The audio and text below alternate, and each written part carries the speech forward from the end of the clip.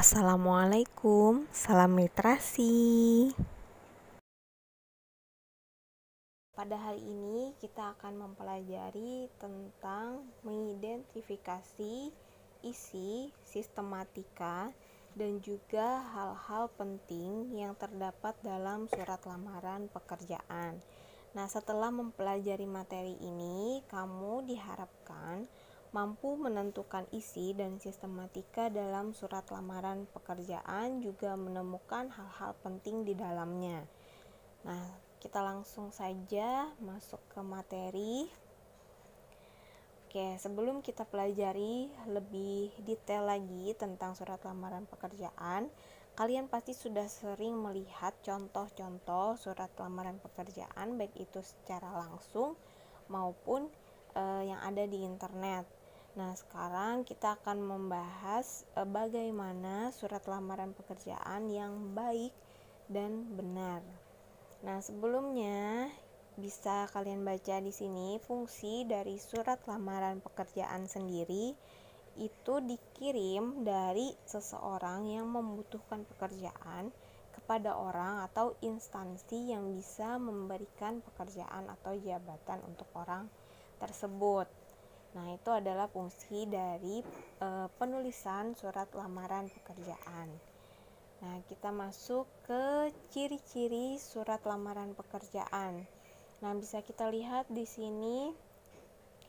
Ciri pertama itu menggunakan bahasa yang formal, karena surat lamaran pekerjaan ini sifatnya resmi, jadi bahasa yang digunakan itu harus sesuai dengan kaidah bahasa Indonesia yang baik dan benar. Jadi tidak boleh dicampur dengan bahasa daerah atau slang atau bahasa-bahasa gaul seperti gue. Nah, itu tidak diperkenankan dalam penggunaan bahasa formal. Bisa kita lihat di sini.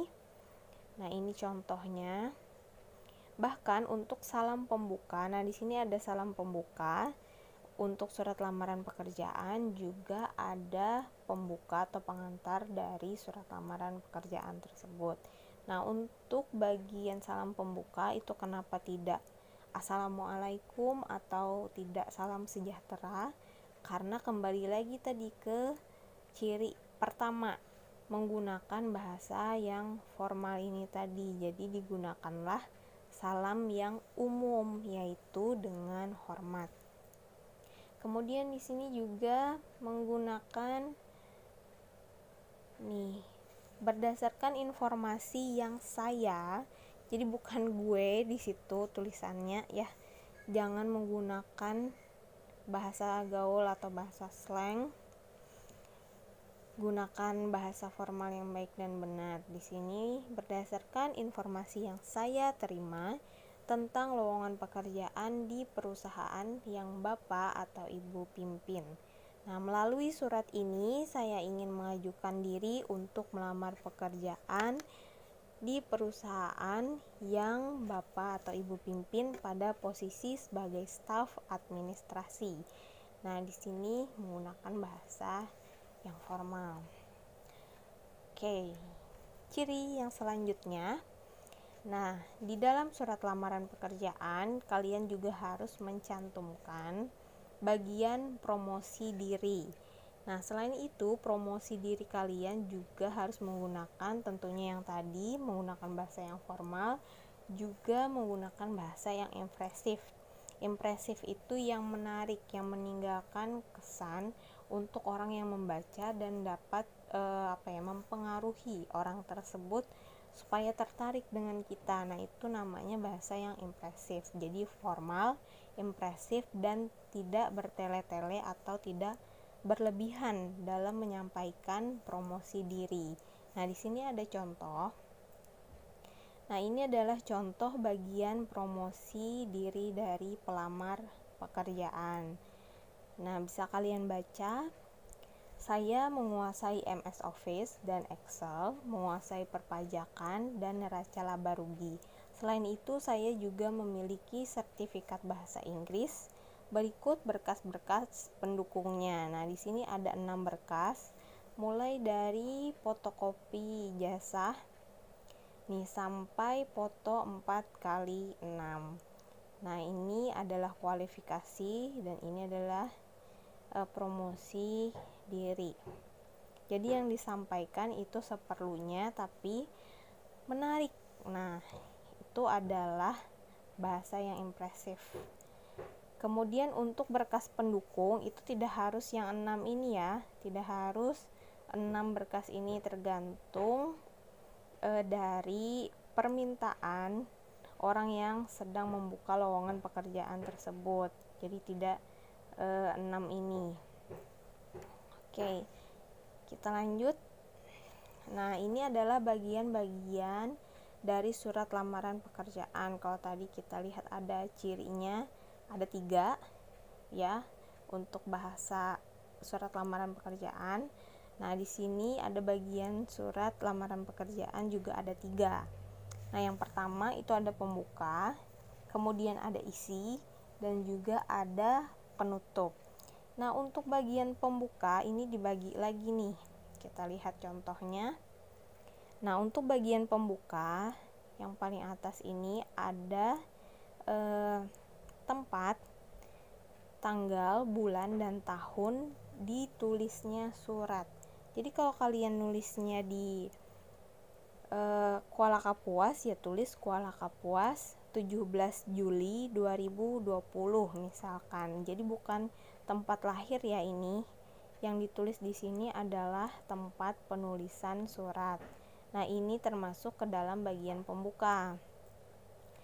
Nah, yang selanjutnya ada perihal. Nah, karena surat ini adalah surat lamaran pekerjaan, jadi otomatis perihalnya adalah lamaran pekerjaan. Jadi bukan pemberitahuan, bukan pengumuman, bukan. Kemudian yang ketiga, bagian dari pembuka juga ini ada lampiran. Nah, lampiran ini yang mengikuti surat lamaran pekerjaan. Jadi dihitungnya itu bukan dengan suratnya, tapi yang mengikuti surat lamaran pekerjaan tersebut. Nah, kalau kita lihat di atas tadi itu ada 6 lembar ya, mulai dari fotokopi ijazah tadi sampai foto 4x6. Berarti yang ditulis di lampiran ini adalah 6 lembar. Oke, ini bagian dari pembuka surat juga. Nah, yang keempat ini ada tujuan surat. Nah, yang terhormat atau YTH HRD PT Arkonia Star, Jalan Sultan Agung 25 Makassar.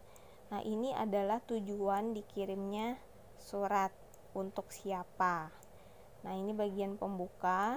Kemudian di sini ada salam pembuka dengan hormat. Kemudian di sini ada pembuka atau pengantar dari surat lamaran pekerjaan. Nah, di sini terdapat sumber informasi ya, pada bagian pembuka ini dia mencantumkan sumber informasi yang dia dapat itu dari koran Kompas. Kemudian maksud dia melamar dan jabatan apa yang dia lamar itu dia cantumkan dalam pembuka surat.